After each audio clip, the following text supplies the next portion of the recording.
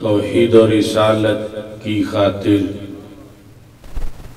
توحید و رسالت کی خاطر ہر باطل سے ٹکرائیں گے ہم، فکر مدینہ کا پرچم ہر چوٹی پہ لہرائیں گے۔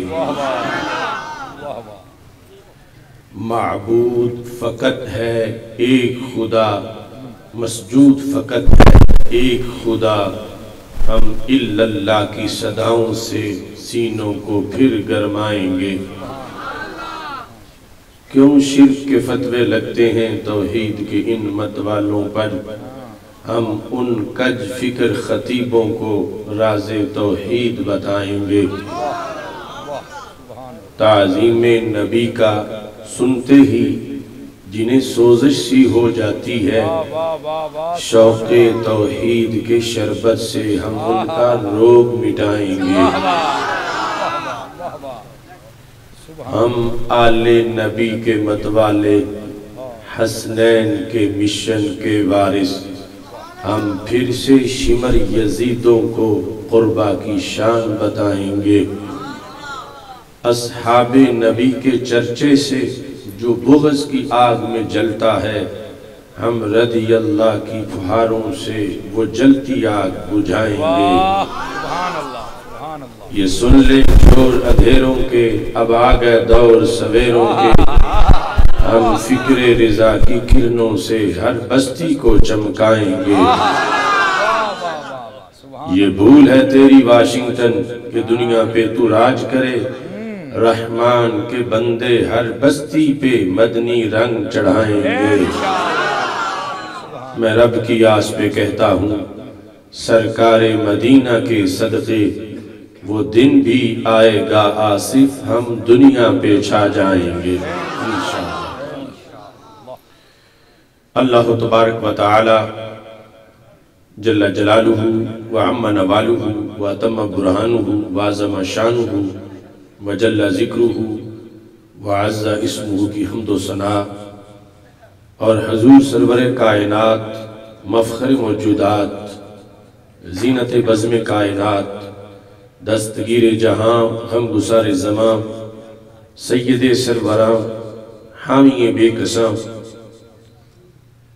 قائد المرسلین، خاتم النبیین، احمد مجتبی، جناب محمد مصطفیٰ صلی اللہ علیہ وآلہ وآصحابہ وبارک وسلم کے دربار گہربار میں ہدیہ درود و سلام عرض کرنے کے بعد، رون کے محفل حضرت مفتی محمد سمر عباس رضوی صاحب زیدہ مجدہ، تحریک لبیک یا رسول اللہ صلی اللہ علیہ وسلم، تحریک لبیک اسلام ضلع شیخوپورہ کے امیر استاذ العلماء مفتی محمد راشد علی رضوی صاحب حافظہ اللہ تعالی، پاکستان سنی تحریک کے اراکین، قائدین،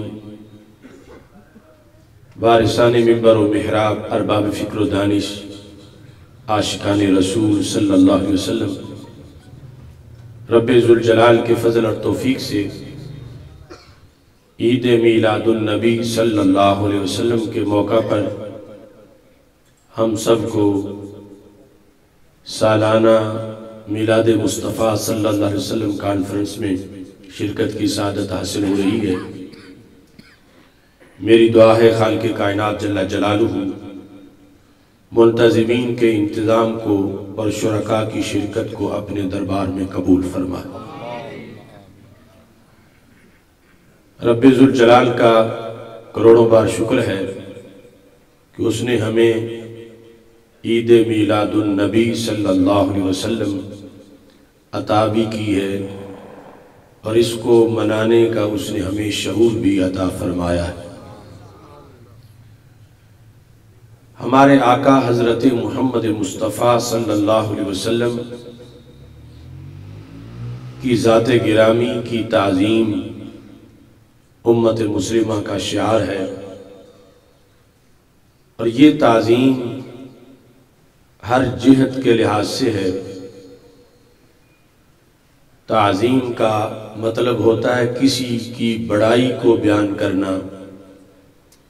تو عید میلاد النبی صلی اللہ علیہ وسلم منانے کا مقصد یہ ہے کہ ہم اس دن کی بڑائی کو بیان کرنا چاہتے ہیں اور اپنے معمولات سے یہ ظاہر کرنا چاہتے ہیں یہ دن عام دنوں جیسا نہیں ہے، اور یہ بتانا چاہتے ہیں کہ اس دن میں آنے والی ہستی عام لوگوں جیسی نہیں، بلکہ وہ رسولوں کے سردار حضرت محمد مصطفیٰ صلی اللہ علیہ وسلم ہے، جس بنیاد پر اللہ نے اس دن کو دنوں کا سردار بنایا ہے۔ تاریخ انسانیت میں کوئی اور دن ایسا نہیں کہ جس میں آنے والی ہستی ختم نبوت کا تاج پہن کے آئے اور انہیں رحمت للعالمین صلی اللہ علیہ وسلم کا لقب دیا گیا ہو اور وہ سید المرسلین علیہ السلام ہو۔ یہ صرف 12 ربیع الاول شریف کا شرف ہے، آمد مصطفیٰ صلی اللہ علیہ وسلم کی گھڑی ہے کہ اس گھڑی میں کائنات کو جو نور ملا، جو شان ملی، جو فضل و کرم ملا، وہ دوسری صدیوں کے حصے میں بھی نہیں آیا۔ اس بنیاد پر ہم سب یہی کہتے ہیں جس سہانی گھڑی چمکا طیبہ کا چاند، اس دل افروز ساتھ پہ لاکھوں سلام۔ تعظیم رسول صلی اللہ علیہ وسلم اسلام کی سب سے بڑی قوت ہے اور اسلام پھیلانے کے لحاظ سے سب سے بڑی حکمت ہے۔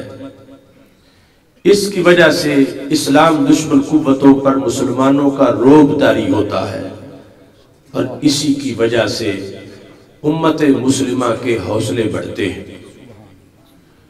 بخاری شریف میں ہے کہ جب ہمارے آقا صلی اللہ علیہ وسلم حدیبیہ میں تشریف فرما تھے اور صحابہ کرام رضی اللہ تعالیٰ عنہ ارد گرد بیٹھے تھے، عروہ بن مسعود قریش کے سفیر کی حیثیت سے وہاں آئے۔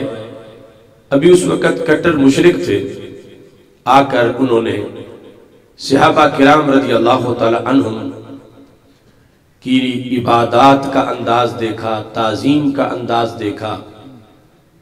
وہ ایک ماہر سفیر تھے کیونکہ اس وقت کی بڑی بڑی حکومتوں میں قریش کے سفیر کی حیثیت سے وہ اپنی خدمات سر انجام دے چکے تھے۔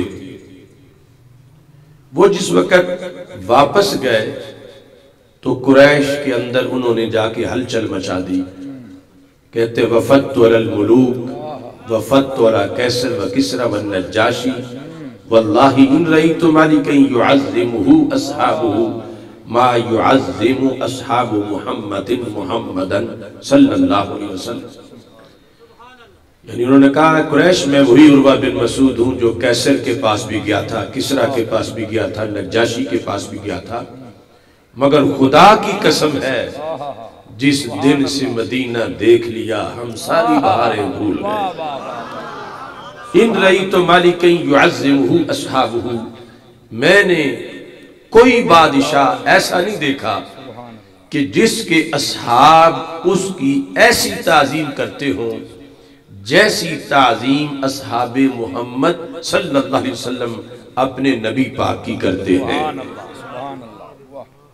لفظ تعظیم سے فرق ایک دشمن نبی کو بھی پتا چلا کہ بادشاہ اور ہوتے ہیں، نبی اور ہوتے ہیں، اور اسی تعظیم سے ہی ان کے دل میں نور پیدا ہوا اور انہوں نے پھر کلمہ بھی پڑھا، منصب شہادت بھی پایا۔ آج اس عصر حاضر کے اندر بہت سے مسائل اس وجہ سے سامنے آئے کہ جو عقیدہ تعظیم نبی صلی اللہ علیہ وسلم تھا اس پر کچھ مسلمانوں کی طرف سے حملے کیے گئے، تو پھر غیر مسلموں پر بھی جو مسلمانوں کی دھاک ہونی چاہیے تھی وہ کمزور ہونے لگی۔ حملے کیسے کیے گئے؟ کہ ایک فرقے نے اپنی کتابوں میں اس حد تک لکھ دیا کہ اللہ کے سوا کسی کی اگر تعظیم کریں تو بندہ معاذ اللہ مشرک ہو جاتا ہے۔ یہ حج لٹریچر سارا اسی بات سے بھرا ہوتا ہے۔ تو سوچنے کی بات یہ ہے، ادھر ہے بخاری شریف اور بات ہے صحابہ کی، سبحان اللہ، اور سامنے رسول اللہ صلی اللہ علیہ وسلم کے وہ کام ہو رہا ہے اور سرکار اس سے روک نہیں رہے۔ سبحان اللہ، کٹر مشرک دیکھتا ہے تو اس کا شرک ٹوٹ جاتا ہے۔ واہ بھائی واہ، تو پھر آج ہم ان لوگوں کی بات مانیں یا صحابہ کا انداز دیکھیں؟ سبحان اللہ، ادھر مشرک آیا، تعظیم نبی علیہ السلام دیکھ کر اس کا شرک ٹوٹ گیا، اور ادھر یہ فتوے دیے جا رہے ہیں کہ جو ہو مسلمان اور تعظیم نبی کرے تو معاذ اللہ اس کا ایمان نہیں رہے گا، وہ مشرک ہو جائے گا۔ یہ ہے اصل دھاندلی، جس سے پھر آگے مسائل پیدا ہوتے چلے گئے کہ تعظیم کی وجہ سے مسلم امہ کو عروج ملا، تعظیم نبی صلی اللہ علیہ وسلم کی وجہ سے، اس واسطے کہ جب عروہ بن مسعود نے انہیں جا کر بتایا کہ میں نے جتنی ان کی تعظیم دیکھی ہے اتنی اور کسی کی نہیں، قریش کو تشویش تھی کہ یہ تعظیم کیا چیز ہوتی ہے، کیا سونے کی کرسیاں تعظیم ہے؟ وہ تو روم کے دربار میں تھیں اور ادھر سے کھجوروں کے پتے تھے، یہ کہاں عروہ ہمارا دل دے بیٹھا ہے؟ سبحان اللہ، تو اس نے کہا ان تنخم النبی نخامتا الا وقعت فی کف رجل منہم فدالک بہا وجہہ وجلدہ۔ تعظیم یہ ہوتی ہے کہ کیسر نے تھوکا، تھوک زمین پہ گرا، اس کے نیچے ہاتھ کسی نے نہیں کیا۔ کسرا نے تھوکا تو تھوک زمین پہ گرا، نیچے ہاتھ کسی نے نہیں کیا۔ نجاشی نے تھوکا، تھوک زمین پہ گرا، نیچے ہاتھ کسی نے نہیں کیا، مگر خدا کی قسم ہے حضرت محمد مصطفیٰ صلی اللہ علیہ وسلم کا لعاب دہن جب بھی ان کے ہونٹوں سے جدا ہوا ہے، ان کی اصحاب نے اسے نیچے نہیں گرنے دیا بلکہ اس کے نیچے ہاتھ کر لیے ہیں، اور پھر ہاتھ رومالوں سے صاف نہیں کیے۔ دالا کا بہا وجہ جس ان کا لعاب دہن ملتا تھا وہ ماتھے پہ لگا لیتے تھے۔ یہ ہے تعظیم، یعنی ایک کافر کو بتایا کہ سرکار بڑے کتنے ہیں، سرکار کی بڑائی کتنی ہے، عام شخصیت نہیں۔ لعاب دہن ماتھے پہ لگانے کا مطلب یہ تھا کہ آنے والے کو پتہ یہ چلے کہ جن کا ہم نے کلمہ پڑھا ہے رب نے انہیں شان کتنی عطا فرمائی ہے۔ یہاں یہ بات بھی بڑی قابل غور ہے کہ یہ کام صحابہ کرام رضی اللہ تعالی عنہم کر رہے تھے، سرکار دیکھ رہے تھے، روکا نہیں اس سے، اور اس کے بڑے اثرات مرتب ہوئے۔ عروہ بن مسعود نے دوسری بات جا کر یہ بتائی، قادو یقتتلون علی وضوئہ، کہ پانی مشکیزے میں تھا تو جھگڑا ہی کوئی نہیں تھا، وہ حضرت محمد مصطفیٰ صلی اللہ علیہ وسلم کے جسم سے لگا تو جب نیچے گرنے لگا تو ان کے صحابہ نے وہ بھی نہیں گرنے دیا، اس کا بھی ادب کیا۔ اور پھر حدیث بتا میں تو یہاں تک ہے کہ جس ہاتھ پہ گرا انہوں نے اس کا بھی ادب کیا کہ من لم یصب منہ اخذ من بلل ید صاحبہ۔ یہ بخاری شریف ہے کہ جس کو کوئی قطرہ نہیں ملا اس نے اس ہاتھ پہ ہاتھ رگڑا جس پہ کوئی قطرہ گرا تھا۔ اس بات کو دیکھا عروہ بن مسعود نے تو ان کو شوق پیدا ہوا اپنے طور پر کہ میں بھی ان کا کلمہ پڑھوں، اور قریش کو جا کر ڈرایا اور کہا میں حقیقت تمہیں بتا رہا ہوں، تم سمجھتے ہو کہ ہماری برادری کا بندہ تھا، مدینہ منورہ جا کے بادشاہ بن بیٹھا ہے اور اس کی فوج ہے اور بادشاہوں سے جیسے لڑائی کر لیتے ہیں ایسے ان سے بھی لڑیں گے۔ اس نے کہا بادشاہ اور ہوتے ہیں، نبی اور ہوتے ہیں، کس لیے؟ اس نے کہا تم دیکھ نہیں رہے کہ جو قوم اپنے پیغمبر کا لعاب زمین پہ نہ گرنے دے، لو ان کا کیسے گرنے دے گی؟ یہ ہٹیں گے نہیں پیچھے، یہ بھاگیں گے نہیں، یہ اپنے محبوب صلی اللہ علیہ وسلم پر جان ماریں گے۔ ایک طرف تو قریش پر لرزہ طاری ہوا اور دوسری طرف ان کا اپنا دل روشن ہوا اور انہوں نے کلمہ پڑھ لیا۔ تو یہاں اس بات کی طرف بھی توجہ کر لو، میں نے جو آغاز میں کہا کہ آج اگر اسلام پھیل سکتا ہے تو حدیبیہ والے منظر سے پھیل سکتا ہے۔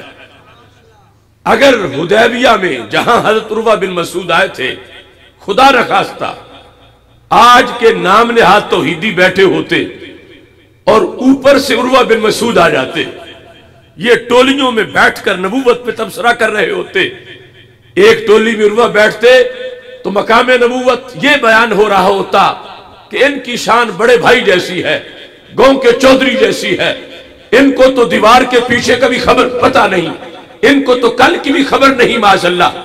دوسری جگہ جاتے تو وہاں یہ بات ہو رہی ہوتی، یہ تو مکھی کا پر بھی نہیں بنا سکتے۔ تیسری جگہ بیٹھتے تو یہ تقریر ہو رہی ہوتی جو ان کی سیرت کانفرنسوں کی تقریریں ہیں، ان کی بھی دو ہاتھ ہمارے بھی دو ہاتھ، ان کے بھی دو قدم ہمارے بھی دو قدم۔ آپ مجھے اپنے ضمیر سے پوچھ کے بتائیں کہ عروہ بن مسعود جب یہ نبوت کی شان سنتے کہ انہیں تو یہ بھی پتہ نہیں میرے ساتھ کل کیا ہوگا، کہ ان کے بارے میں تو ان کے ماننے والے بتا رہے ہیں یہ مہینہ مہینہ دعا کرتے رہتے، رب ان کی مانتے کوئی نہیں، تو کیا عروہ بن مسعود کو شوق ہوتا کہ ان کا میں بھی کلمہ پڑھ لوں؟ بولو تو صحیح، کبھی بھی کلمہ نہ پڑھتے۔ پڑھا ہے تو کب پڑھا ہے؟ جب صحابہ نے لعاب دہن ماتھے پہ لگایا ہے، جب صحابہ نے سرکار کا مستعمل پانی چوما ہے تو اس سے تعظیم ملی۔ تعظیم کیا تھی؟ وہ لعاب دہن ماتھے پہ لگا کر بتا رہے تھے لوگوں جن کے لعاب کی مثال نہ ہو، رسالت مآب کی مثال کیسے آئے گی؟ اس سے اثر ہوا، اس سے اسلام پھیلا، اور آج یہ عقیدہ تعظیم بے شک سروے کر کے دیکھ لو صرف اور صرف اہل سنت کے سینوں میں موجود ہے، جن کا دن رات کا معمول یہ ہو کہ سرکار کو عام سا بندہ سطحی سا انسان بنا کے پیش کرنا ہے۔ ان کے لب و لہجے سے تعظیم کیسے ہو؟ جو تعظیم کو شرک کہے ان کے انداز سے آگے فیض کس طرح پہنچ سکتا ہے؟ اس بنیاد پر تعظیم رسول صلی اللہ علیہ وسلم کا حکم جو قرآن مجید میں ہے، اسی کے پیش نظر بخاری مسلم میں یہ حقیقت بھی موجود ہے کہ حضرت ام سلمہ رضی اللہ تعالی عنہا جب ہمارے نبی علیہ السلام کے منہ مبارک محفوظ کرنا چاہتی تھیں تو حدیث میں کانت تمسکہ فی جلجل من فضہ، انہوں نے وہ چاندی کی ڈبیا میں رکھے ہوئے تھے۔ ویسے تو منہ مبارک سنبھال کے بھی انہوں نے واضح کیا کہ لوگوں تمہارے بال اور ہیں، ان کے منہ مبارک اور ہیں، تمہارے بال کوڑے کے ڈھیروں پہ ہوتے ہیں، ان کے منہ مبارک چاندی کی ڈبیوں میں سنبھالے جاتے ہیں، اور تمہارے بالوں سے بیماری پھیلتی ہے، ان کے منہ مبارک سے شفا ملتی ہے۔ لیکن چاندی کی ڈبیا میں رکھنے کا مقصد کیا تھا؟ جبکہ منہ مبارک تو رومال میں بھی باندھے جا سکتے تھے، وہ لکڑی کے باکس میں بھی رکھے جا سکتے تھے، وہ لوہے کی ڈبی میں بھی رکھے جا سکتے تھے، اور وہ زمانہ ناداری کا۔ آج جو لائٹنگ پہ اعتراض کرتے ہیں ان سے پوچھو کہ سادگی سے بھی تو منہ مبارک محفوظ رکھے جا سکتے تھے، لیکن چاندی کی ڈبیا میں رکھ کے ام المومنین نے تعظیم کی کہ لوگوں اس عمل سے بھی پتہ چلے گا کہ عام ذات کے بال نہیں، نبیوں کے سلطان کے منہ مبارک ہیں۔ یہ عمل، یہ جدا حکم علیحدہ آیت نہیں تھی اس بارے میں، نہ اس بارے میں کوئی حدیث تھی لیکن اس کے باوجود حضرت ام سلمہ رضی اللہ تعالی عنہا قرآن کی اس آیت کی روشنی میں وَتُعَزِّرُوهُ وَتُوَقِّرُوهُ کہ جب رب ان کی تعظیم کا حکم دے رہا ہے تو ان کی ذات کی تعظیم ہے تو ہر منہ مبارک کی تعظیم ہے. یہ سلسلہ امت میں ہر دور میں رائج رہا. امام بخاری حدیث لکھنے لگے تو انہوں نے کہا میں اس میں بھی تعظیم کا نقطہ نظر اختیار کروں گا. کیسے؟ کہتے ہیں ما وضعت فی کتابی الصحیح حدیثا الا اغتسلت قبلہ وصلیت رکعتین. 16 سال لگے بخاری شریف لکھنے میں. اتنا زیادہ ٹائم لگنے کی ایک وجہ یہ بھی تھی کہ ہر حدیث سے پہلے امام بخاری نے غسل بھی کیا اور 2 رکعت نفل بھی پڑھے. اب یہ ایک ان کا شوق تھا. قرآن میں حکم نہیں ہے، حدیث میں حکم نہیں ہے، یہ ان کی محبت تھی کہ میں ایسا طریقہ اختیار کروں کہ دنیا دیکھے کہ بادشاہوں کی باتوں کو اور طرح لکھا جاتا ہے، نبیوں کے سلطان کے فرمان اور طرح لکھے جاتے ہیں. اور اس میں اگر سوچا جائے تو بہت سے سوالوں کا جواب ہے. جو ہر مسئلے میں بخاری بخاری کرتے ہیں ان کو پوچھو بخاری کا عقیدہ بھی تو دیکھو. اگر امام بخاری بدعتی نہیں ہے اور یقیناً نہیں ہے تو پھر یہ محافل میلاد بھی بدعت نہیں ہے.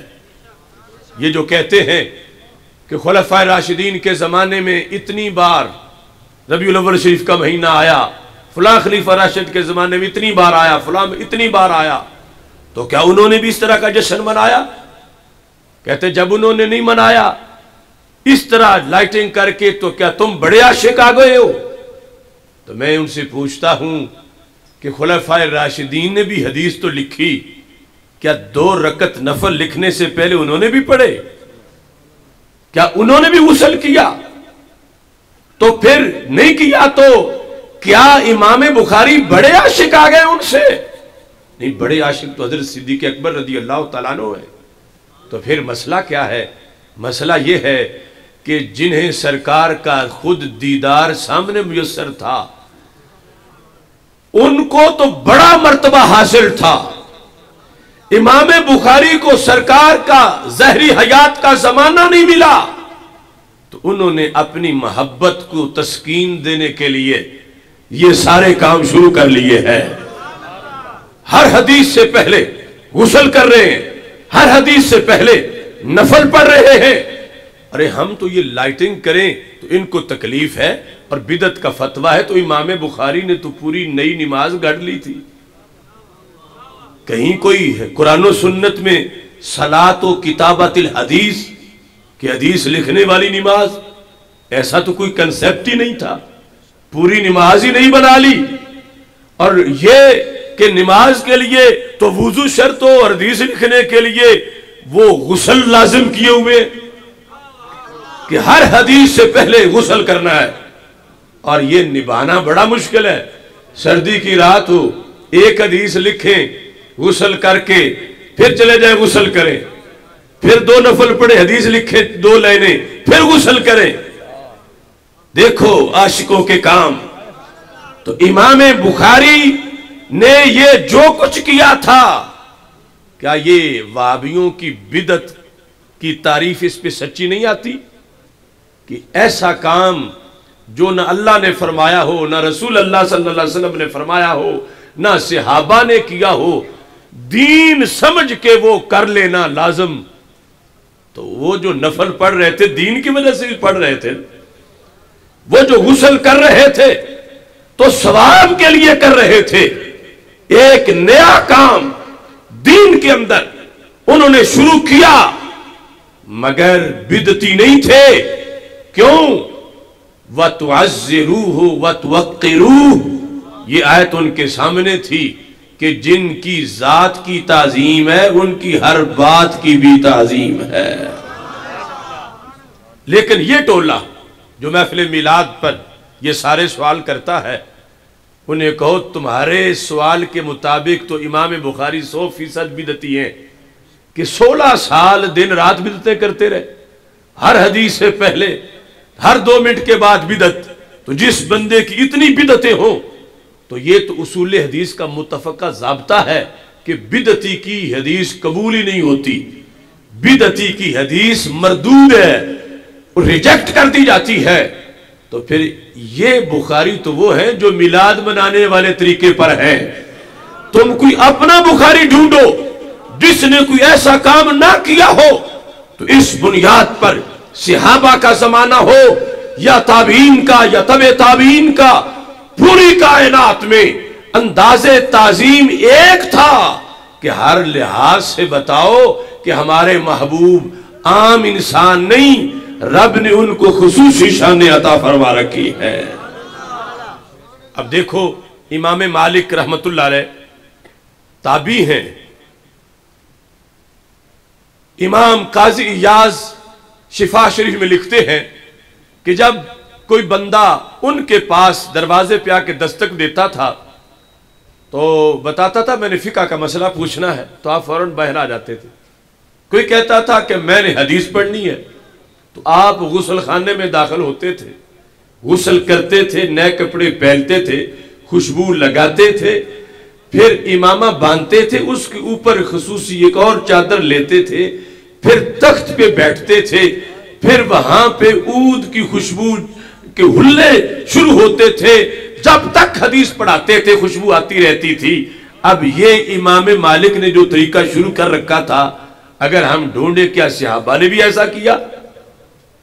تو وہ جو دن رات جہاد کے گرد و غبار میں مصروف تھے، ان کا عشق تو سرکار کو دیکھ دیکھ کے پورا ہو رہا تھا.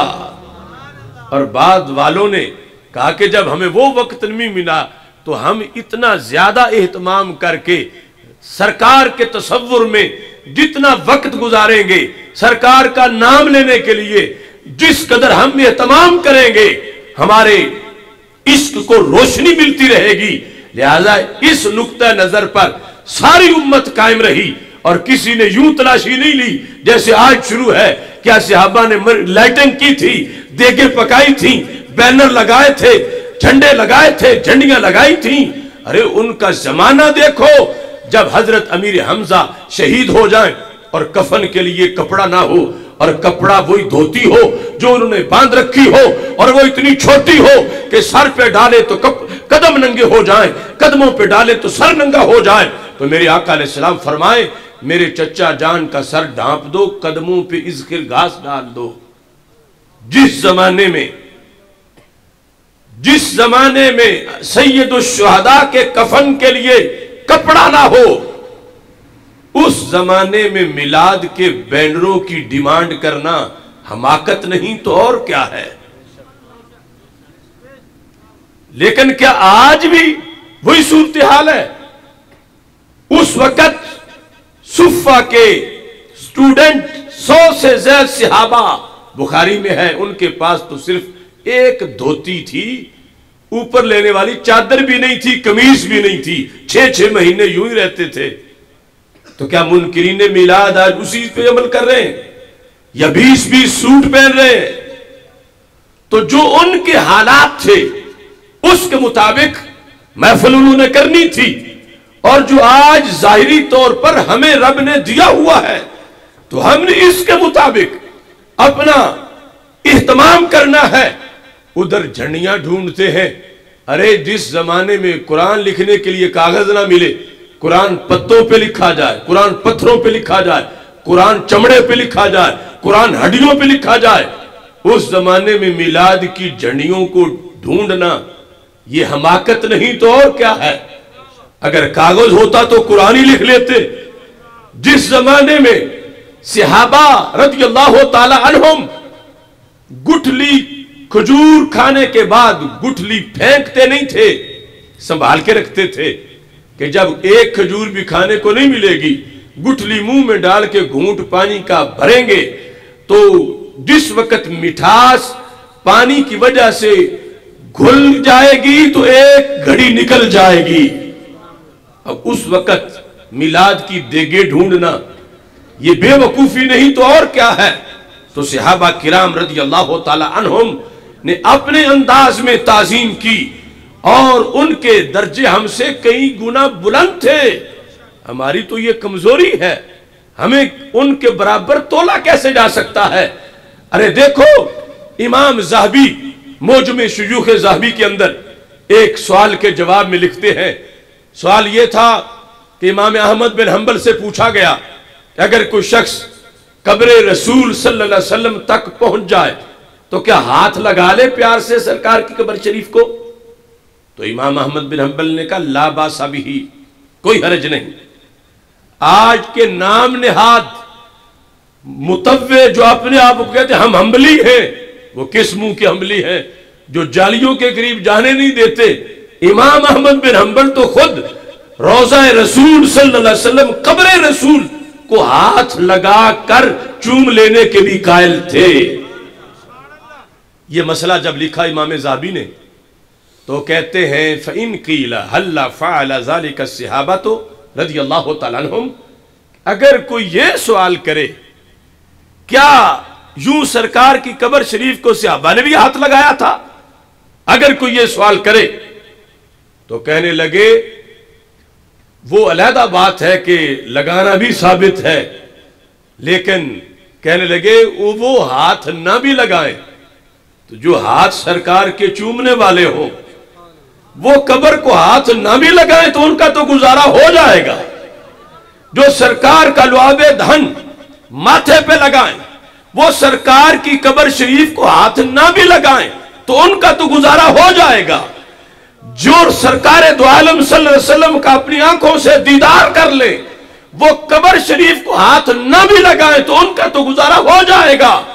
کہتے فلما لم یصح لنا ھذا الحظ الاوفر، جب ہم لوگوں کو یہ زمانہ نہیں ملا، نہ سرکار کا دیدار کیا، نہ سرکار کے ہاتھ چومے، نہ سرکار کا لعاب دہن ماتھے پہ لگایا، تو کہنے لگے پھر ہماری مجبوری ہے ترامین علی قبرہ بالتبجیل، پھر ہم نے سرکار کی قبر سے ہی معانقہ کرنا ہے عزت احترام کے ساتھ۔ فرمایا صحابہ کے برابر ہمیں نہ تو لو، وہ ہاتھ چومنے والے تھے تو ہم تو قبر کو تو کم از کم ہاتھ لگا لیں۔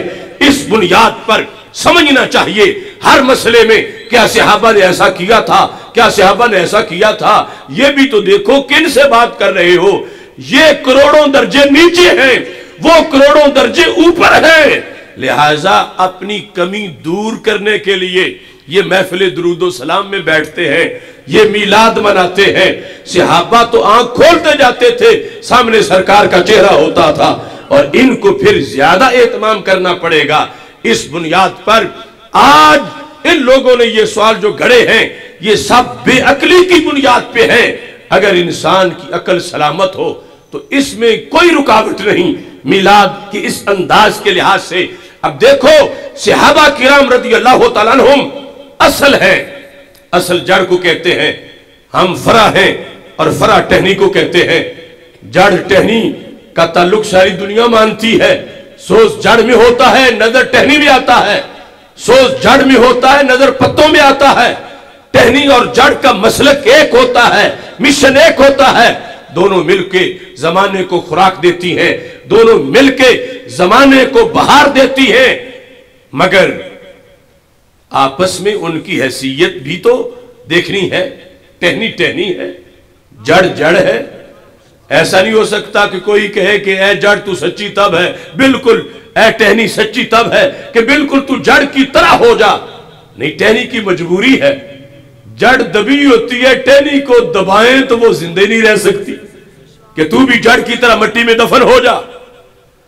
دونوں کا مسلک ایک ہے مگر دونوں کی حیثیت جدا جدا بھی ہے۔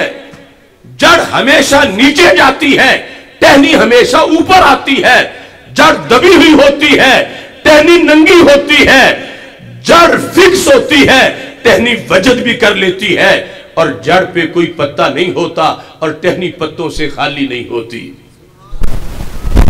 اب ان کے میلاد کو کائنات کی ہر ٹہنی جواب دے رہی ہے۔ یہ جو کہتا ہے آج کہ سنیو یہ تمہارا جلسہ صحابہ والا کب ہے، یا تو اسی طرح کی لائٹنگ وہاں بھی دکھاؤ، اسی طرح کی آرائش و زبائش وہاں بھی دکھاؤ، تو پھر تو وہی ہے، ورنہ تم نے نئے کام شروع کیے ہوئے ہیں۔ تو ان کا اعتراض اس بے وقوف انسان جیسا ہے جو کسی درخت کی ٹہنی کو پکڑ کے تانے دینا شروع ہو جائے، کہ ٹہنی تو نے جڑ والا مسلک ہی چھوڑ دیا ہے، تیرے نئے نئے کام ہیں، تو بدعتی ہے۔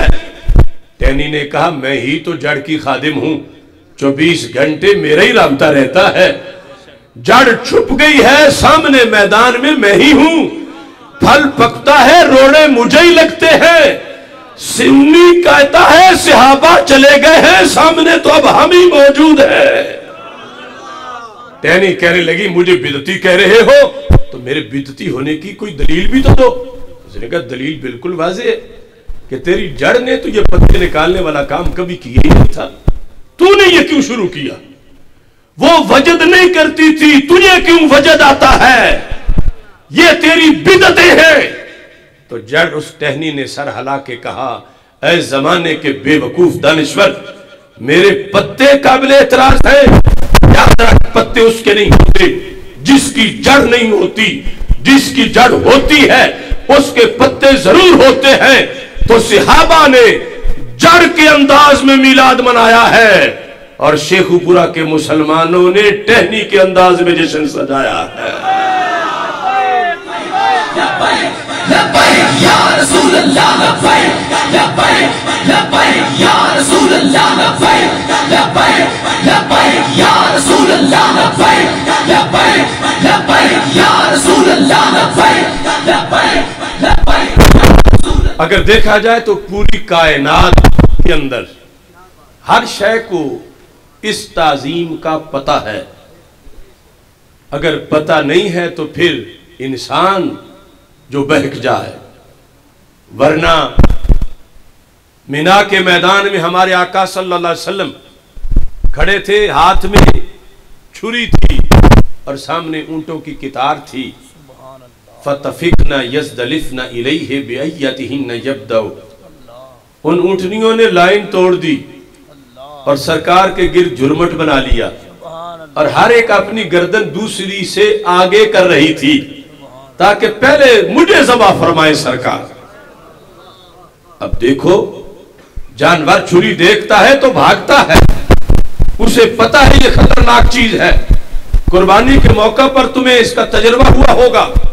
حدیث میں ہے جب سرکار دو عالم صلی اللہ علیہ وسلم نے ایک شخص کو دیکھا بکری لٹا کے چھری تیز کر رہا تھا تو سرکار ناراض ہوئے کہ دہشت گردی تو بکریوں میں پھیلانا بھی حرام ہے، ذبح جائز ہے، تیز اس کے سامنے تو کیوں کر رہا ہے؟ کیا تو اسے 2 موتیں مارنا چاہتا ہے؟ اس کو لٹانے سے پہلے تو نے تیز کرنی تھی۔ تو پتا چلا حدیث سے بھی کہ چھری کا بکری کو پتا چلتا ہے کہ یہ کیا چیز ہے۔ اب اونٹنیوں کو پتا تو تھا کہ یہ ہاتھ میں چھری ہے، لیکن دوڑ کے آگے آئیں، دنیا حیران ہے، قصاب کی چھری دیکھیں تو دور بھاگے، رسالت مآب کی چھری دیکھیں تو قریب آئیں۔ جو بات آج کچھ انسانوں کو معلوم نہیں ان حیوانوں کو معلوم تھی، وہ بتا رہی تھی لوگوں چھری یہ بھی لوہے کی ہے، چھری وہ بھی لوہے کی ہے، مگر ہاتھ کا فرق ہے، قصاب کا ہاتھ اور ہوتا ہے، رسالت مآب کا ہاتھ اور ہوتا ہے۔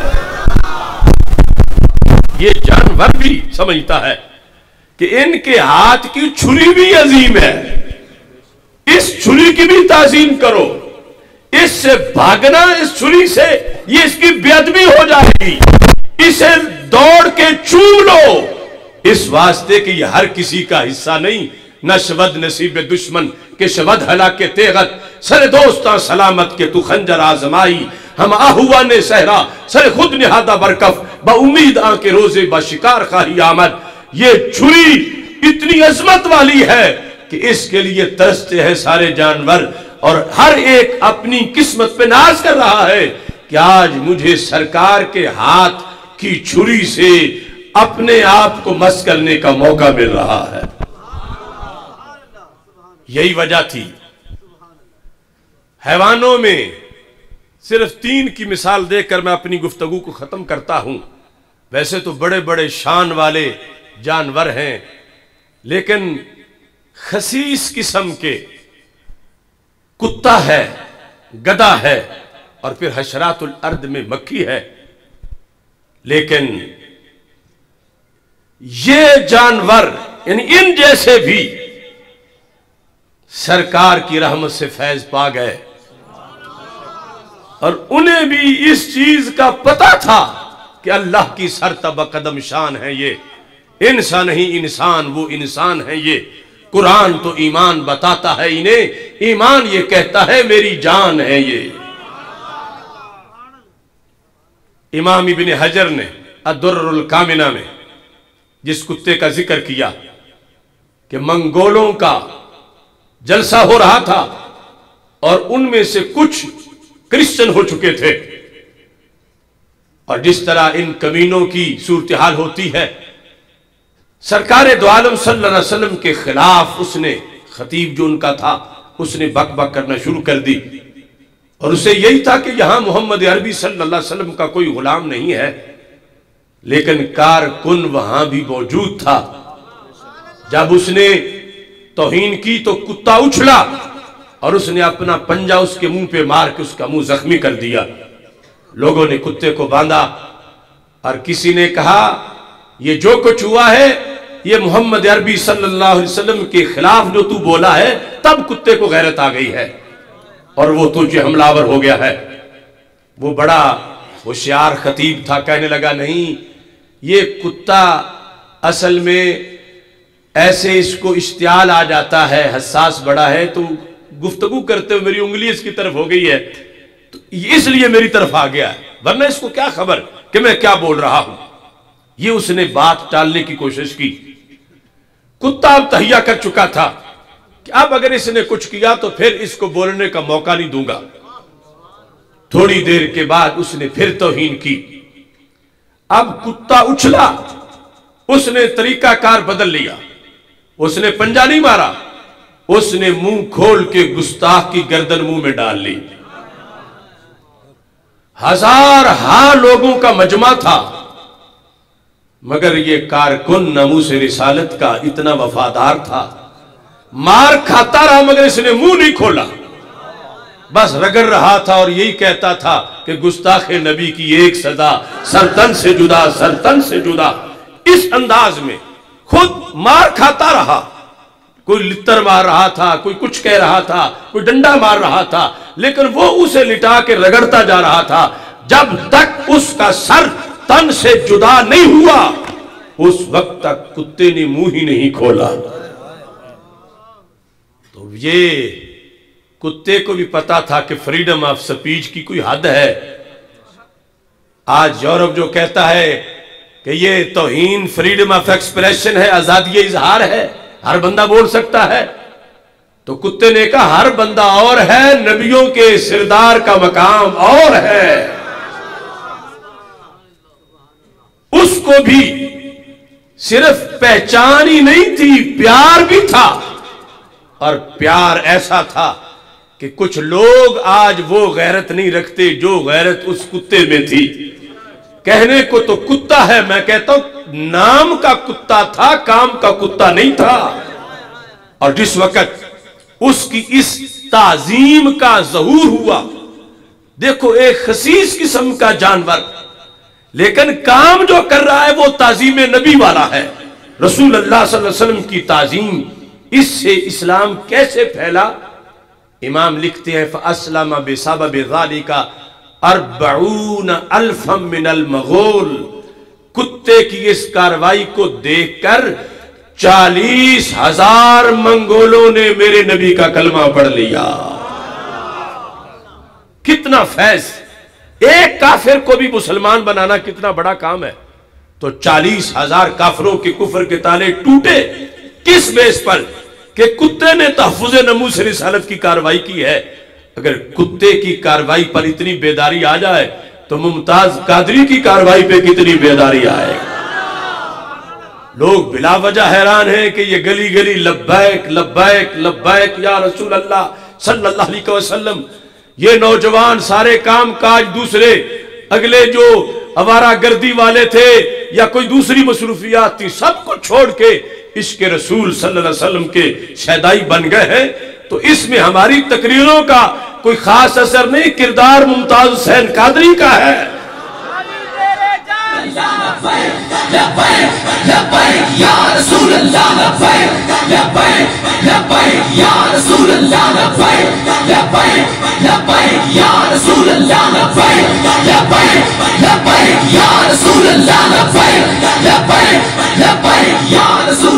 اس میں یہ بات بھی بڑی قابل غور ہے، یہ اس وقت بھی میں نے بیان کیا جب غازی ممتاز حسین قادری شہید رحمت اللہ علیہ نے گستاخ گورنر کو واصل جہنم کیا، تو اس کے 4 دن بعد ایوان اقبال لاہور میں ہمارا سیمینار تھا، تو اس وقت پہلی مرتبہ میں نے یہ بیان کیا، اور اس وقت اخبارات میں یہ آ رہا تھا کہ زرداری صدر تھا تو اس نے اپنی سیکورٹی تبدیل کر دی ہے کہ گورنر جو ہے اس کے گارڈ نے ہی پھڑکا دیا ہے، تو اس نے عورتوں کی سیکورٹی رکھی یا کرسچن۔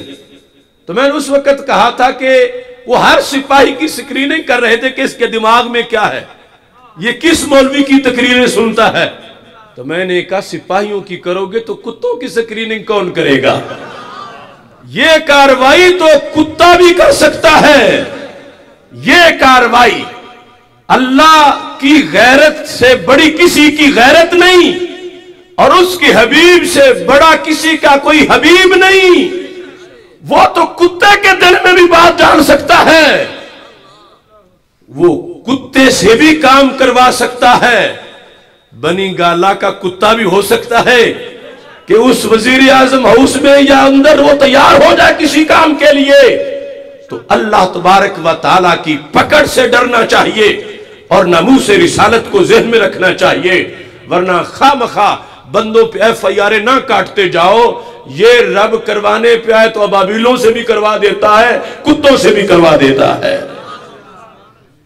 ایسے ہی دیکھو گدھا جسے ہمارے ماحول میں بھی احمق کہنا ہو اسے گدھا کہہ دیتے ہیں لفظ احمق کی جگہ، اور جو ہمارے پرانے علماء نے حیوانوں کے خصائص لکھے ہیں اس میں گدھے کی نشانی ہے کہ یہ حماقت والا ہے۔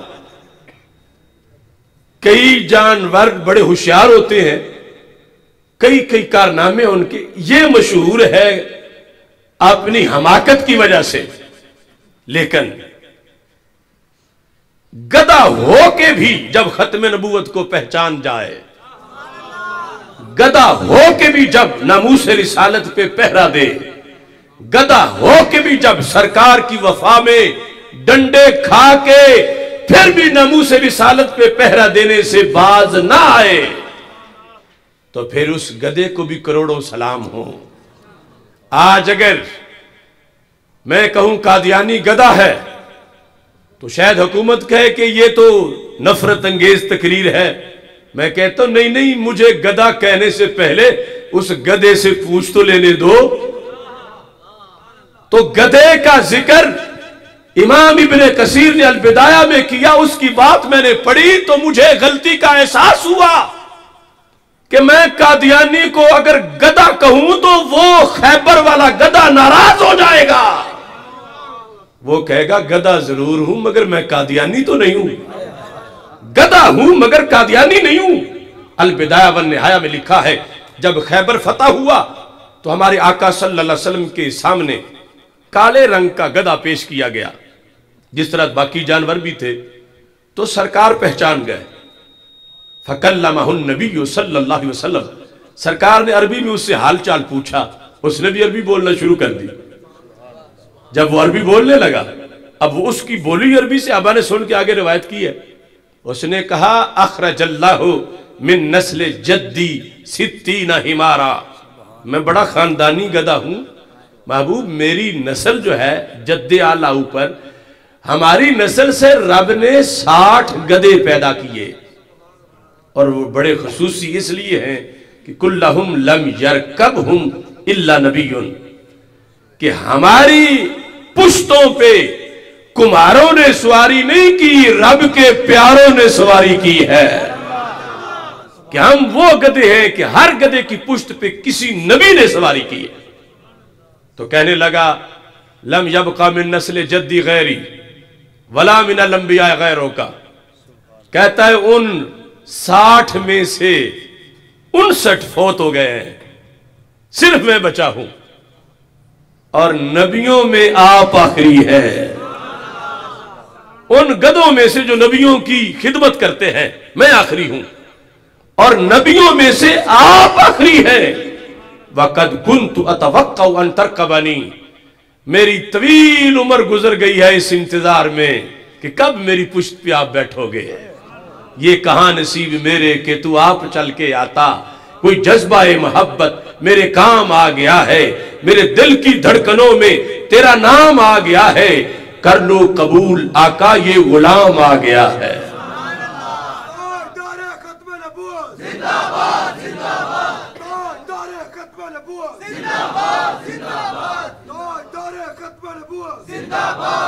अब देखो उस जानवर ने तहिया किया था कि मैंने अपनी पुश्त पे सरकार दो आलम सल्लल्लाहु अलैहि वसल्लम को बिठाना है। था जानवर और सिर्फ तवक्को थी, यकीन नहीं था कि सरकार बैठेंगे, कि मेरी मुलाकात पता नहीं होती भी है या नहीं। तवक्को थी, लेकिन तवक्को पर ही आशिक ने जो बंदोबस्त किए थे, हम हैरान हैं। अब हम तवक्को रखें कि सरकार ख्वाब में तशरीफ लाएंगे, तो फिर आंखें कितनी सुथरी रखें, ख्याल कितने सुथरे रखें, घर कितना सुथरा रखें, क्या क्या इसके तकाजे हैं। और फिर हमें यकीन है कि क़यामत के दिन इंशाअल्लाह सरकार के हाथों से कौसर का जाम पीना है, तो हम अपने हाथ किसी गुस्ताख से ना मिलने दें, क्योंकि सरकार से मिलाने हैं। वो जानवर होके अपनी हिस्ट्री जानता था कि हमारे खानदान के जो दराजगोश होते हैं, जो नस्ल दर नस्ल कई सदियों में हुए, कि हमें इसे शर्फ मिलता है कि नबी सवारी करते हैं, और अब आखिरी नबी हैं, बाद में तो कोई हो नहीं सकता। तो मैं तैयारी रखूं अपनी कि काश मेरी मुलाकात हो और वो मुझ पे तशरीफ फरमा हो। अब देखना उसकी तैयारी। आज हम जब कहते हैं कि कादियानी गंदा है, पलीद है, गुस्ताख है, उससे हाथ मत मिलाओ, उसके घर मत जाओ, उसको अपनी दुकान पे मत बैठने दो। तो कुछ लोग कहते हैं आखिर कारोबार भी करना है, मजबूरी भी है, शादी ब्याह है, बिरादरी है, मरना है, जीना है, ये अपनी मजबूरियों का इजहार करते हैं। अभी उस आशिक की मैं बात सुनाऊंगा हदीसुल हिमार के उन्वान में, जिसको इमामों ने लिखा।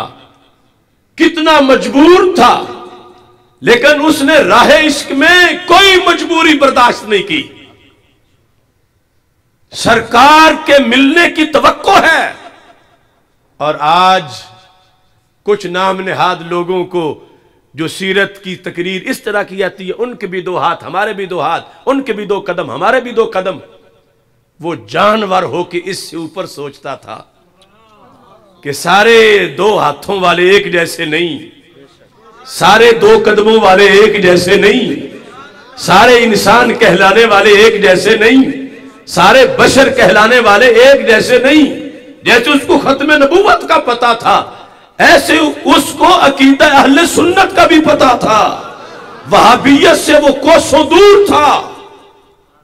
अब जिस वक्त है यहूदी के घर में बांधा हुआ, उसने अपना बताया, वक़द कुन्तु क़ब्लका लिरजुलिन यहूदिय्यिन, कि या रसूल अल्लाह सल्लल्लाहु अलैहि वसल्लम, आपके पास आने से पहले मैं यहूदी का गधा था, मालिक मेरा यहूदी था, आशिक मैं आपका था, लेकिन घर उस यहूदी का था, रस्सी से उसने मुझे बांधा हुआ था।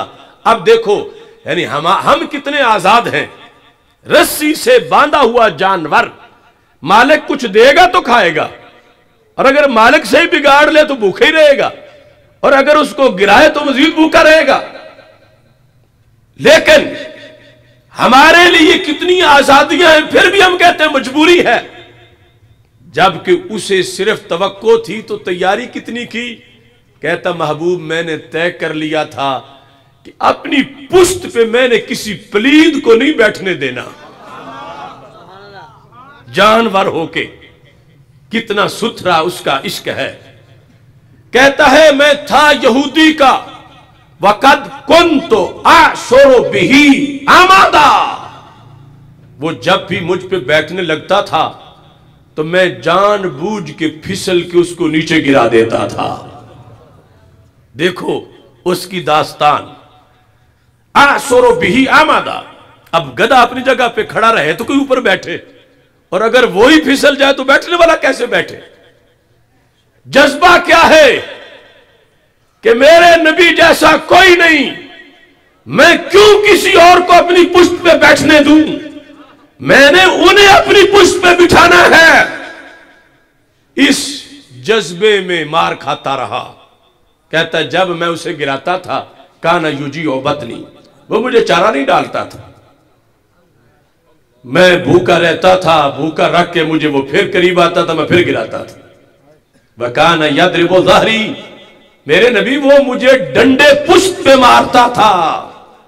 اے میرے محبوب، میں نے آپ کے انتظار میں ڈنڈے کھائے ہیں، مگر میں نے پلید بندے کو اپنی پشت پہ نہیں بیٹھنے دیا، کیونکہ آپ کی تعظیم میرے پیش نظر تھی کہ اور بھی کوئی بیٹھے اور پھر آپ بھی اسی جگہ بیٹھے.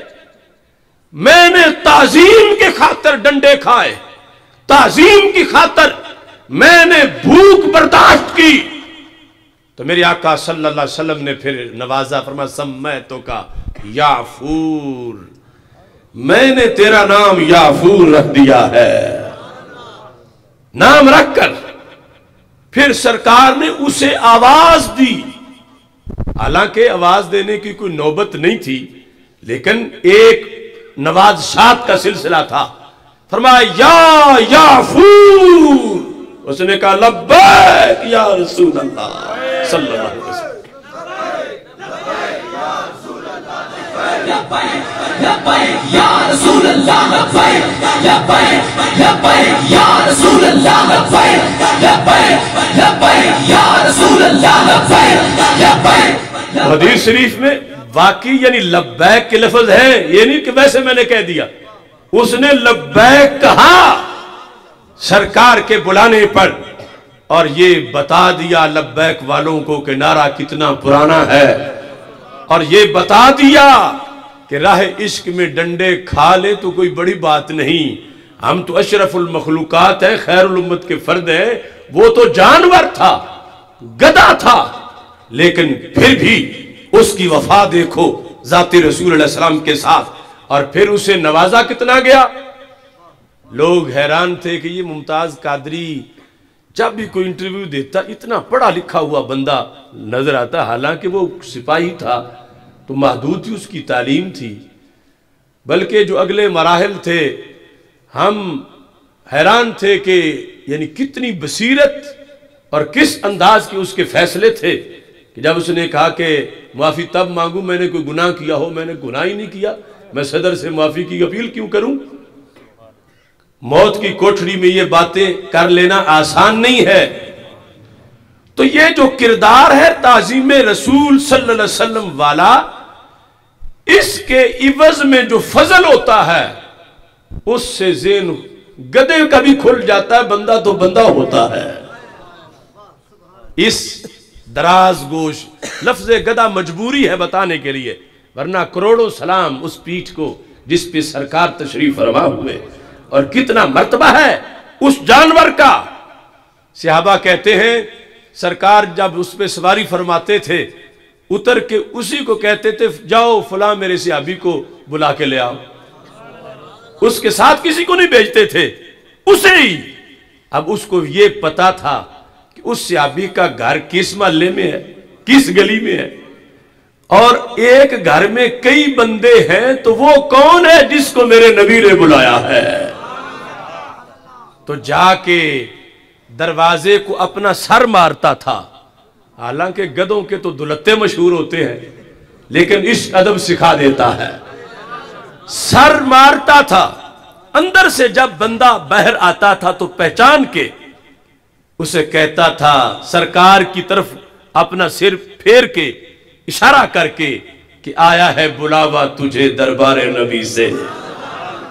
دیکھو یعنی تعظیم کی وجہ سے ترقی کتنی ملی. گدوں کی تاریخ میں ایسی معلومات والا آج تو بندوں میں ملنا مشکل ہے. منکرین علم غیب سرکار کے علم پر اعتراض کر رہے ہیں. یہاں تو سرکار کے جانور کے علم کے تولنے کے لیے ترازو نہیں مل رہے کہ اتنا پتہ ہے اس کو سرکار بھیجتے ہیں. یہ فیض کیسے ملا؟ وہ جو مارے کھائی تھیں، وہ جو ڈنڈے برداشت کیے تھے، وہ جو بھوک کاٹی تھی، وہ جو سرکار کے انتظار میں توقع کے اندر کہ کبھی بیٹھیں گے اس نے تیاری کی تھی، تو میرے آقا علیہ السلام نے ایک نظر میں بگڑی بنا دی ہے. مکھی ایک بڑی حقیر سی چیز ہے. شہد کی مکھی تو شان والی ہے نا، نحل. یہ عام ذباب مکھی حقیر سی چیز ہے. مگر امام راضی بحث کرتے ہوئے کہتے ہیں کیا کمال مقام ہے مکھی کا کہ قرآن مجید میں چند جانوروں کا ذکر ہے اور کیڑے مکوڑوں کا.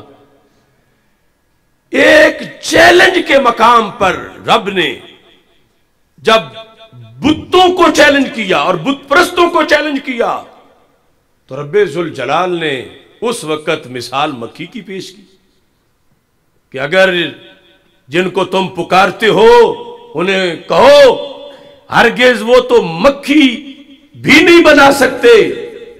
تو امام راضی کہتے ہیں جس رب کی اتنی اتنی خوبصورت مخلوق ہے اور اتنی اتنی طاقتور مخلوق ہے، کہتا ہاتھی بناؤ، کہتا اونٹ بناؤ، کہتا مور بناؤ.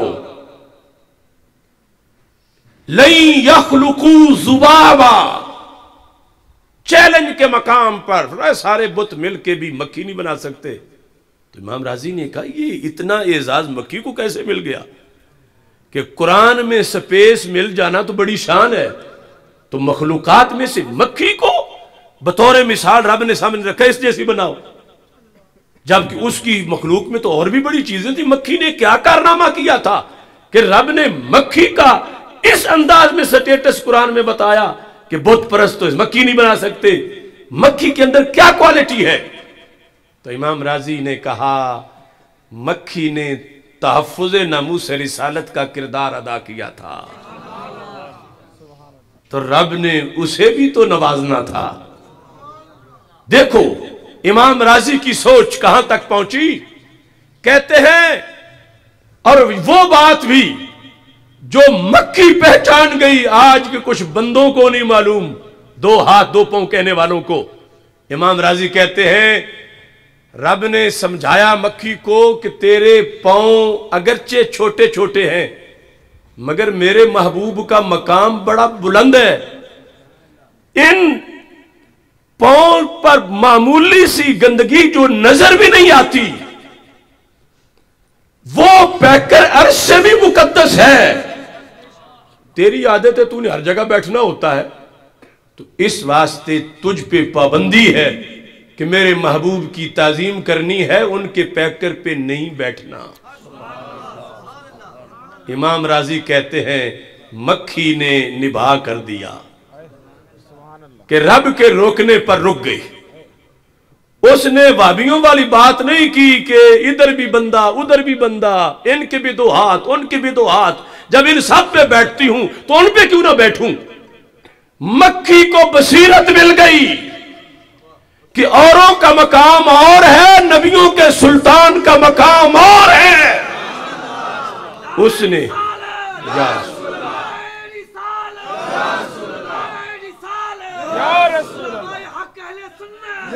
اس نے رسول اللہ صلی اللہ علیہ وسلم کی تعظیم کی، رسول اللہ صلی اللہ علیہ وسلم کی تعظیم کی.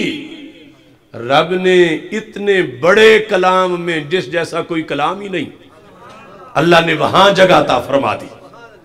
تو یہ یعنی انسانوں کے لیے سبق ہے کہ وہاں تو عام مخلوق جب کردار ادا کرتی ہے تو کتنی خاص ہو جاتی ہے، اور بلا وجہ 60 لاکھ بندہ جنازے کو نہیں پہنچ جاتا. یہ اللہ کی طرف سے نوازشات ہوتی ہے، اور اس کے لحاظ سے تسلسل کے ساتھ ہمیں کام کرنا ہے. یہ محفل میلاد تو ہوتی ہے بیٹری چارج کرنے کے لیے، اور بیٹری چارج کر کے پھر چاندنی کی جاتی ہے، روشنی کی جاتی ہے، چارج کر کے پھر اس کو بند کر کے رکھ نہیں دیا جاتا۔ اس بیٹری سے چاندنی کرنی ہے ختم نبوت کے تحفظ کے لیے، 295 کے تحفظ کے لیے، اس کے ساتھ پاکستان کے اسلامی تشخص کے تحفظ کے لیے اپنا کردار ادا کرنا ہے۔ یہ ایک حدیث شریف کا مفہوم لکھا گیا ہے کہ میں وہ پڑھ دیتا ہوں، انہوں نے اردو میں لکھا ہے، لعن اللہ الیہود والنصارى اتخذوا قبور انبیائہم مساجدا، کہ اللہ تعالیٰ کی لعنت ہو یہود و نصارہ پر کہ انہوں نے اپنے نبیوں کی قبروں کو مسجدیں بنا لیا۔ تو اس کی وضاحت انہوں نے پوچھی ہے، چونکہ ایک فرقہ اس حدیث کے مفہوم میں واردات کرتا ہے اور ان کے نزدیک معاذ اللہ ثم معاذ اللہ ثم معاذ اللہ ایسے مقالے لکھے گئے، کتابیں لکھی گئی، میرے پاس موجود ہے، انہوں نے اس حدیث کو پیش کر کے تجویز پیش کی کہ مسجد نبوی سے رسول اللہ صلی اللہ علیہ وسلم کے روضہ پاک کو باہر نکال دینا چاہیے۔ اس کتاب کا نام ہے تحذیر الساجد، البانی کی کتاب ہے، پھر کتاب الجنائز ہے البانی کی، اس میں ہے۔ اس کے علاوہ متعدد مقامات پر، بلکہ یہ جو ہم نے مینار پاکستان پر مکین گنبد خضرا ملین کانفرنس کی تھی، اس سے پہلے وہاں ایک نقشہ تیار ہو چکا تھا تبدیلی کا، اور ہم نے اس کے خلاف آواز بلند کی تھی اور پوری دنیا میں آواز بلند ہوئی، اور پھر وہ اس منصوبے سے پیچھے ہٹے۔ تو یہ جو حدیث شریف ہے، اس میں ایک تو یہ بات ہے کہ قبور انبیائہم، بات ہے پیچھے دو کی، یہود کی اور نصارہ کی، اور نصارہ کے تو نبی ہی ایک ہیں اور ان کی قبر ہی کوئی نہیں۔ وہ کون ہے؟ حضرت عیسیٰ علیہ السلام، وہ تو آسمانوں پر ہے، پیچھے ہے صرف یہود۔ تو مساجد کا مطلب یہ ہے سجدہ گاہ بنانا، یعنی سامنے قبر ہو اور بندہ قبر کی طرف منہ کر کے نماز پڑھ رہا ہو۔ تو چونکہ ان لوگوں نے انبیاء کو رب کا بیٹا قرار دیا، ابن اللہ کہا، تین خداؤں کے قائل ہوئے، لہذا ان کے ہاں تو یہ بات ان کا مذہب تھا بگڑا ہوا کہ قبر سامنے ہو سجدہ کریں جب ہمارے معبود ہیں، تو اس میں کیا حرج ہے؟ ہمیں ہماری شریعت نے یہ بتایا کہ سجدہ صرف رب ذوالجلال کے لیے ہے۔ اب وہ جگہ جہاں سامنے قبر نہ ہو، اگرچہ صرف ایک دیوار بنی ہوئی ہو اور آگے قبرستان ہو، یا درمیان میں کوئی اور رکاوٹ کھڑی کی گئی ہو، تو وہاں نماز پڑھ لینا، دائیں نماز پڑھ لینا، بائیں نماز پڑھ لینا، اس میں کوئی حرج نہیں۔ باقاعدہ امام بیضاوی نے اس کی وضاحت میں، اور پھر ابن حجر نے امام بیضاوی سے لے کر یہ لکھا کہ ولیوں کے درباروں کے ساتھ جو مسجدیں بنی ہوئی ہیں، جو برکت اور تبرک کے لیے بنائی جاتی ہیں، ان مسجدوں میں نماز پڑھنے میں حرج نہیں، ثواب ہے، اور وہ اس زمرے میں نہیں آتی، چونکہ اتخذوا قبور انبیائہم مساجد کا مطلب ہے قبروں کو سجدہ گاہ بنانا، نہ یہ کہ ان کے پاس مسجد بنانا۔ ان کے قریب جو مسجد ہے وہ اس حکم میں داخل نہیں ہے، اور جو یہ بات ہے کہ قبروں کو سجدہ کیا جائے، تو اس کے خلاف سب سے بڑھ کر اہل سنت و جماعت ہیں۔ فتاوی رضویہ شریف میں بر صغیر کے علماء میں سے امام احمد رضا بریلوی رحمت اللہ علیہ وہ منفرد ہیں کہ انہوں نے اس سلسلہ میں پوری کتاب لکھی، اور ایک نہیں پھر کئی فتاوی دیے۔ اسی پر ہم نے آج سے 15 سال پہلے تحریک صراط مستقیم کی طرف سے لاکھوں ہینڈ بل شائع کیے کہ جس کے اندر قبر پر حاضری دینے کا طریقہ لکھا، اور علل اعلان کہا کہ اگر کوئی کسی قبر کو سجدہ کرتا ہے احترام کو پیش نظر رکھ کے، تعظیمی سجدہ، तो हराम है, और अगर इबादत का करता है तो कुफ्र है। ये हमारा मसलक है, इस वास्ते कि हम ही अहले सुन्नत है और हम ही सुन्नत के दाई हैं। ये राफजी शिया उनके लोग मुख्तलिफ मज़ारों पर जाकर ऐसा धंधा करते हैं और इस तरह की खराफात उनकी है। इत्तखज़ू कुबूर अंबियाइहिम मसाजिद का जो मतलब है कि ऐन कब्र को सजदा गाह बनाना, ये जिस तरह हदीस में है ऐसे ही हम मानते हैं कि उन लोगों पे लानत हो कि जो नबियों की कब्रों को, वलियों की कब्रों को सजदा गाह बना ले और उनकी इबादत करें। हमारे नजदीक सजदा इबादत तो दूर की बात है, सजदा ताजीमी भी हराम है। अगर किसी कब्र को कोई सजदा करता है, आला हजरत ने कहा कि 35 की तरफ जाके खड़े हो जाओ, 4 फुट दूर खड़े होकर फातिहा शरीफ पढ़ो। इस अंदाज में आपने इस चीज की वजाहत की है। अहले सुन्नत व जमात हमारे लिए काम करने के बहुत से महाज हैं और उन सब महाजों पर अल्लाह के फजल से आगे बढ़ना है। आसिया मलऊना का मसला अभी बीच में है। हमने सिर्फ एहतिजाज नहीं किया बल्कि 4 घंटे दलाइल देकर सुप्रीम कोर्ट के फैसले की 20 गलतियां निकाली हैं। आज भी ये इशा के टाइम चैनल 5 पर मेरा इंटरव्यू था, तो उस पर भी मैंने वाज़ेह किया कि फैसले में बड़े तजादात हैं और गवाहों में वो तजाद नहीं जो जजों के बयान में तजाद है। तो इस वास्ते मेरिट पर दलाइल सामने रखकर फैसला होना चाहिए। इस सिलसिले में भी अभी हमें बहुत काविश करनी है और दीगर जो कोई माज़अल्लाह नबूवत का दावा कर रहा है, कोई यहूद से दोस्ती की बातें कर रहा है, इन सारे महाजों पर हमने ही डटना है। इस वास्ते कि जिनके अंदर अंधेरा हो वो सवेरा कहां से लाएंगे, जो बदबू वाले हो खुशबू कहां से फैलाएंगे। किश्ती हक का जमाने में सहारा तू है, असरे नौरात है, धुंधला सा सितारा तू है।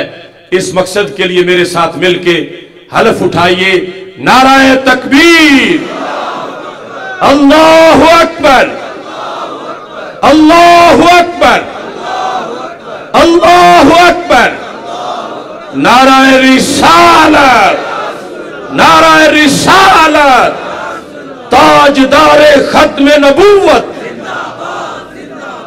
ताजदारे खत्म नबूवत, ताजदारे खत्म नबूवत,